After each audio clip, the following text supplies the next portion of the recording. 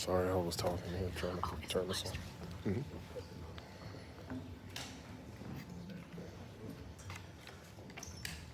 Good morning, is everybody ready?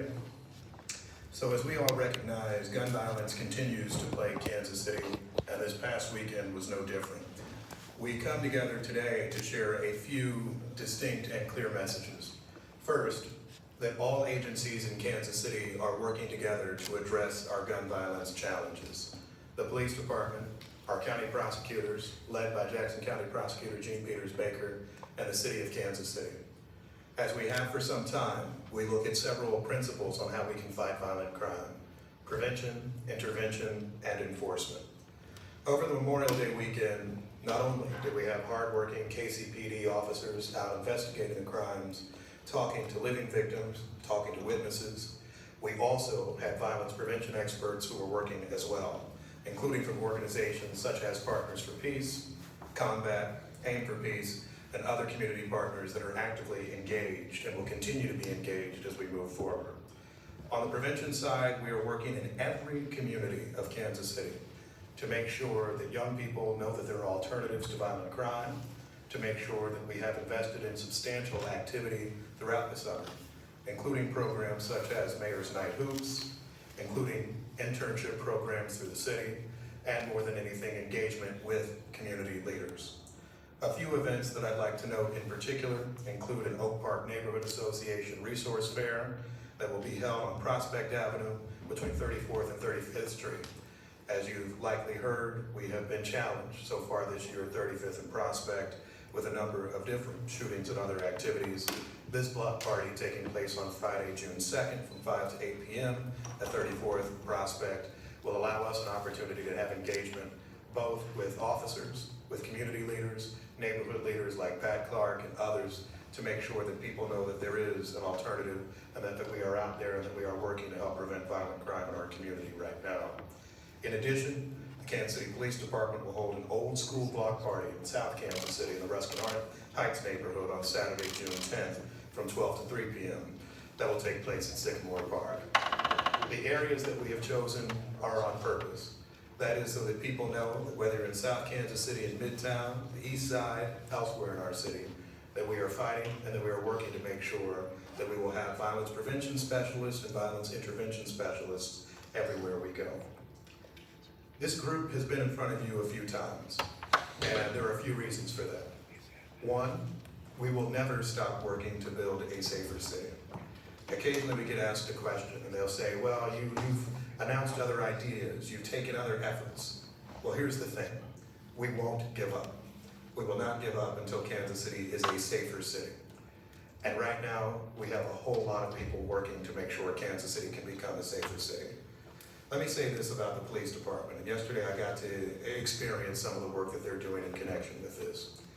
There have been people in the Kansas City Police Department who have been working nonstop through the weekend, through the week, to make sure that we can find those who are the suspects for these crimes, to make sure that we can track down and keep people safe who may be at a risk of retaliation.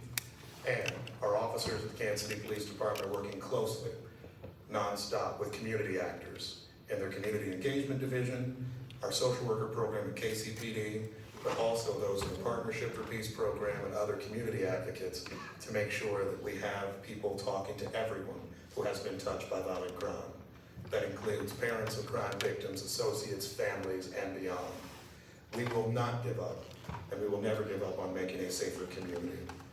We recognize, and I've now talked about for 4 years, that this city faces an epidemic of gun violence and of violent crime. We will continue to address it, and we will continue to fight it each and every day. One way that I think we are doing better today than perhaps we have done in the past is that everybody is working together and on the same page in how we can do better. A leader in that is someone who has been at this for a little longer than my chief and I, but somebody who continues to be a strong leader in how we can make sure that we're finding justice for victims and find peace in more of our neighborhoods. And that's our Jackson County Prosecutor, Gene Peters Baker. Good morning, everybody. I'm going to be brief this morning. What the mayor just reiterated about us, those standing around this podium, is that We acknowledge it was a very hard weekend for Kansas City. There was a lot of violence over this weekend. And while that pains us and hurts our hearts, as it does yours, we are not giving up. So that's what I'm gonna ask each of you. Don't give up. Please don't give up. Please don't give up, because the community that needs us really needs you not to give up on them too. So sometimes, you know, when you're talking about violence, it is so dire. It's so extreme that someone's life is taken, that sometimes we can go to the extremes on what we do and how we respond. So the three of us, along with multiple community partners, are going to continue to engage in this and engage again and keep engaging. We won't give up as long as you don't. And I will say, one of the things I wanted to talk about today is custom notifications. That is something that this city started engaging in a number of years ago. We fell off from doing it. A custom notification is simply a lot of what it sounds like. It is a multidisciplinary team that goes to the home of someone that we believe is engaged in violence. Sometimes we'll engage that individual's family members as well. Whoever's willing to talk to us, we're willing to talk to them. And I want to give you just some of the messages that we give when we go on these custom notifications, the messages that I give when I am lucky enough to go out on those events. The first is pretty simple and basic, but shooting people, it's wrong. It's wrong. It always will be. We let people know why they're on our radar, that we didn't come to anybody's home by mistake, that they didn't find their, this multidisciplinary team of a prosecutor and police and community members on their doorstep by mistake. And that we remind them that there will be consequences. There'll be consequences if the shooting doesn't stop immediately. But beyond telling them that we want the violence to stop, we also tell them this: we need you. We need you. We need you alive. We need you out of prison, and we want you to succeed. I want to say that again because it's so important. The folks that we're talking about, we need them in this community. We need them alive, out of prison, and we want them to succeed. We also say we want our whole community to flourish, and we want them to be a part of it. We want them to be a safe part of it, but we also let them know what we know about them means they're standing in the way of that progress, and we cannot sit back and allow that to happen. So there's always two paths here. One path, of course, is arrest and prosecution, and a second path, perhaps, for some, is services, and whether or not there's something that we can do, some services that we can offer that might lead someone out of violence and into a different place. So we are trying all such things that we know to do to keep this city safe. Everything's on the table to keep the city safe. So I'm grateful to be here with my mayor and my police chief. And mostly, I want all of you to know, while we carry heavy hearts from all the violence that occurred over the weekend, the constant updates that each one of us received over the weekend, sometimes it was hour by hour, we are not giving up. We are not giving up. We're in this, we're in it together, and we're here for the same mission, and that is to make this city safe for everyone, for everyone. And with that, I'm going to turn it over to my police chief, Stacey Graves. 51, 59, 42, 19, 24, 33. The ages of our most recent homicide victims, and yet another homicide victim this morning. Since Sunday morning, Kansas City, we've responded to 7 homicide scenes, 7 victims in our city in 72 hours. 7 families in our city have been changed forever. This is a call for action. Our department will continue to show up, but we need the community's help. We will continue to investigate every single homicide case. In fact, we've made investigative arrests and served search warrants in several of these recent cases. But we need the community's help. Not only is it the right thing to do, you can earn a $25,000 cash reward while remaining anonymous for simply sharing the information you have with the TIPS hotline. I would ask you to put yourself in the shoes of these victims' families, and what would you want someone to do for your loved one? We also have plans to work with our federal partners on larger initiatives in the coming months to assist us as we continue to see the violence rise in Kansas City. The Kansas City, Missouri Police Department welcomes any partnership or assistance that will reduce violence in our city and increase safety on our streets. And I'll be brief as well. This is a call to action. Together, I know we can make Kansas City safer. Question? Mr. Mayor, one question. I'm very pleased that we implemented the reward of up to $25,000 for information leading to an arrest or filing charges in a homicide. And as you know, we got that idea from Omaha, and it certainly has worked. I remember a shooting at the 7-Eleven that I go to at 107th and Blue Ridge, right after that was implemented, and TIPS came in and they apprehended the suspect, and he still had the blood-splattered shirt on that he wore when he killed the victim. So it does work. But a lot of people are worried that even though it's anonymous, the perpetrator will figure out who talked, and they're scared to come forward. And as you know, the city recently adopted a pretrial witness relocation program and funded it, and the state passed one in late 2020, and it's funded again for this fiscal year. So I wonder if maybe on the press releases that your media unit sends out about the $25,000 reward in homicides, if they could add like 5 words, pretrial witness protection is available, because I think that might help people come forward and feel safe in doing so. Yes, so for those of you who may not be completely familiar with what Mr. Sharp is saying, the city, and I don't want to speak for the city, but there was a city ordinance that was passed earlier this year offering funds to be available for witness relocation and other witness services. In addition to that, the Kansas City, Missouri Police Department does have access to funds provided by the state of Missouri that is also used for different types of assistance to victims and witnesses of violent crime. That include everything from witness relocation to even assisting with something like changing the locks on doors. So we do have some of those funds available to assist, and we do actively use those. Thank you. I just hope we can let people know about it. Chief, were there any commonalities that you saw in any of the homicides? Not in terms of pattern, but any commonalities with, family gatherings and people trying to sell stores or Each one of these are different. And even with the inclusion of the homicide in the Northland, they're happening all throughout our city in various circumstances. And as I said earlier, in varying age ranges. Some of them are conflicts.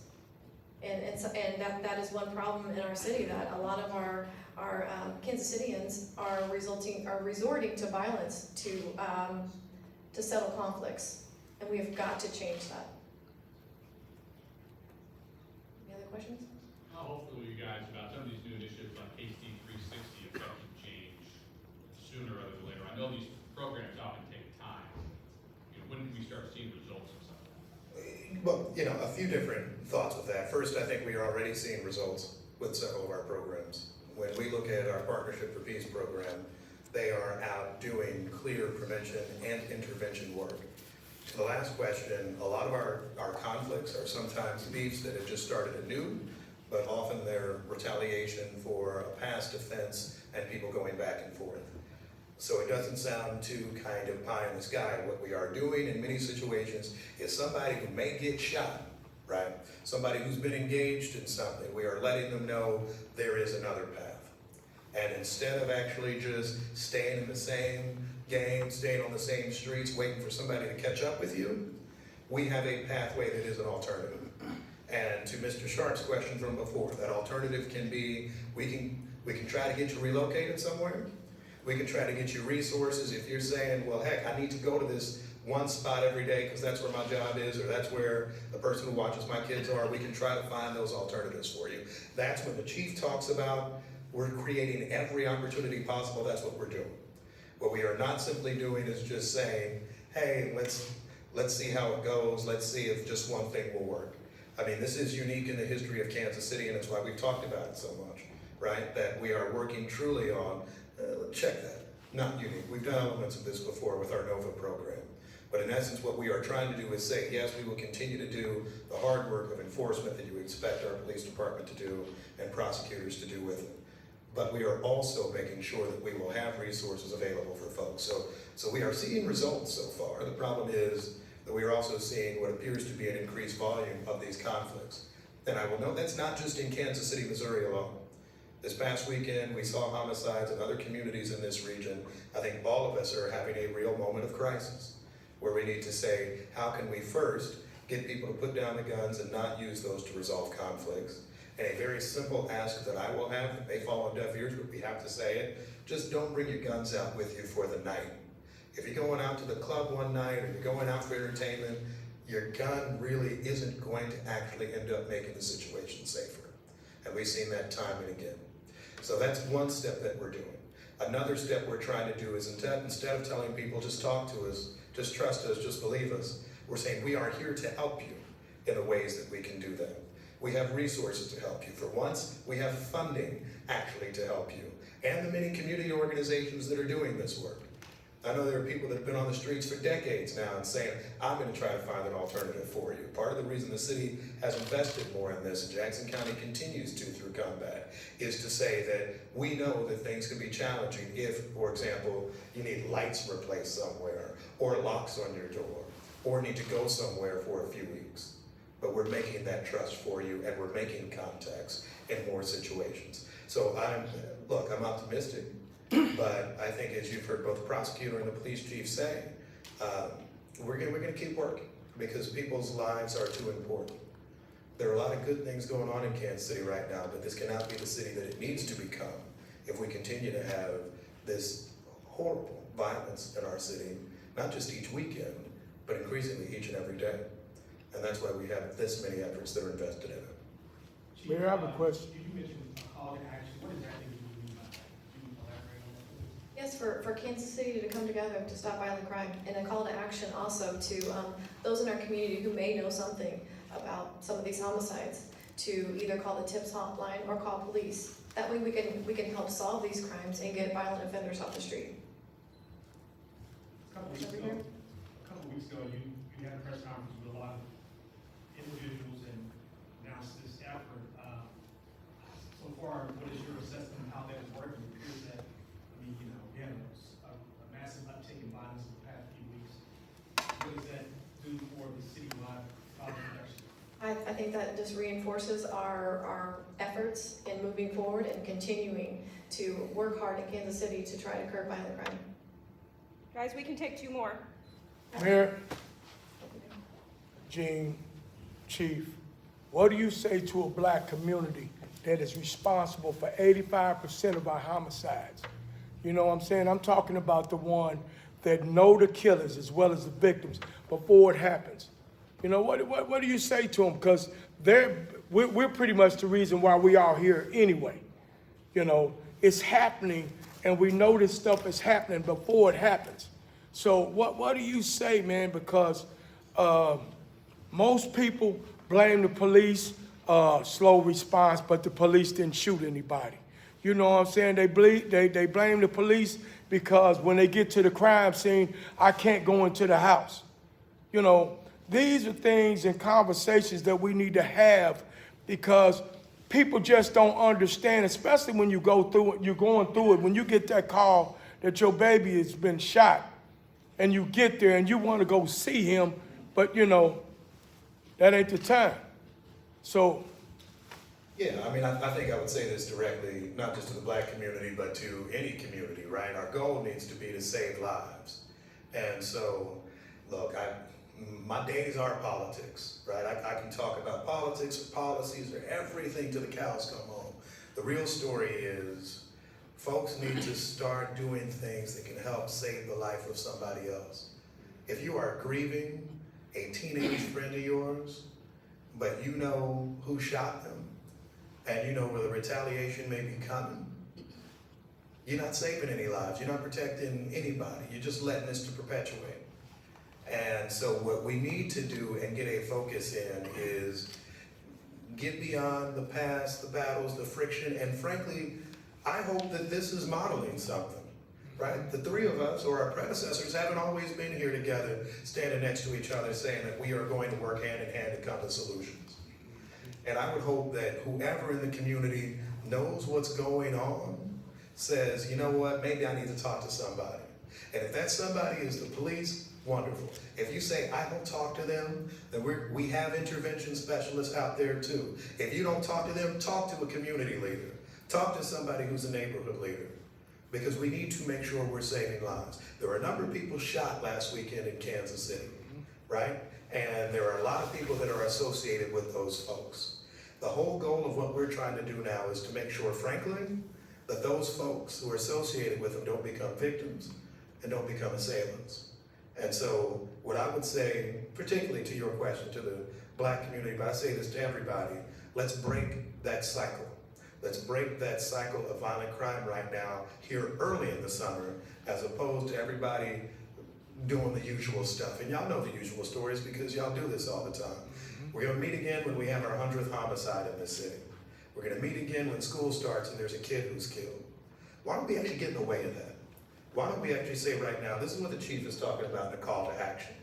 Why don't we actually say, you know what, we don't wanna just get there. So whatever your block is, whatever your neighborhood is, whatever your sphere of influence is, say that, you know what, maybe if I can save a life by making sure that somebody else doesn't get shot as part of this, whatever's going on, then I'm gonna do it. If I can save a life by making sure I'm not escalating and bringing my gun out for a night out, then I'm gonna do it. And if I can save a life, and this goes to everyone in this city, in this region, if I can save a life by actually locking up and securing my firearm so that when I get robbed, it isn't being used in a crime down the line, then I'm gonna do it. Last one, guys. I got one.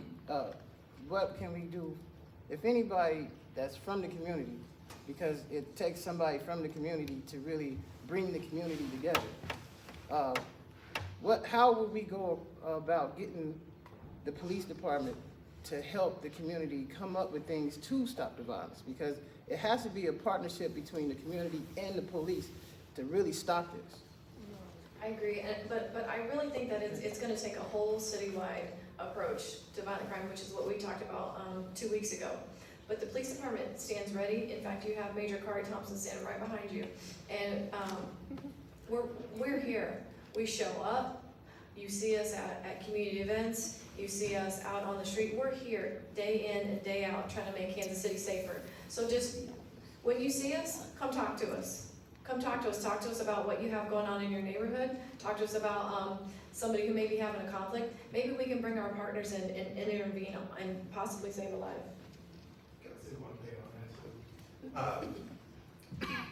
Sometimes, and this kind of goes to the community point, right? Sometimes people think about the police from either what their past interactions are, for whatever history they have is. I did a ride-along with 2 officers a few weeks ago, both of whom under the age of 25. These officers are in our community, right? More situations you might think, they know the community, and fundamentally, right, they want to go home safe, and they want everybody in the community going home safe. So what I might say is, talk to them, give them a chance anew. And if you can't do that, then talk to some of the other people that we have flooding the community right now. We have the prevention people and the intervention people for you to talk to. We are making every effort to make sure we're building those relations. So particularly if you're somebody who is a neighborhood leader, or somebody who purports to be a leader of some group, right? I have some responsibility on you too. I'll put that on myself. We put it on ourselves. But I may say in some situations, you may know who to talk to. And we can find that resource, because what we are talking about now isn't statistics or anything like that. It is saving a life. The chief started out with this, right, when she read those ages. So there is an 18 or 19-year-old who's got a family, who's got a mother, who's got all these other folks that are grieving today, right? Why don't we make sure that there's not another one 2 days from now, 5 days from now? And that's what the call to action is all about. Thank you. Thank you, guys.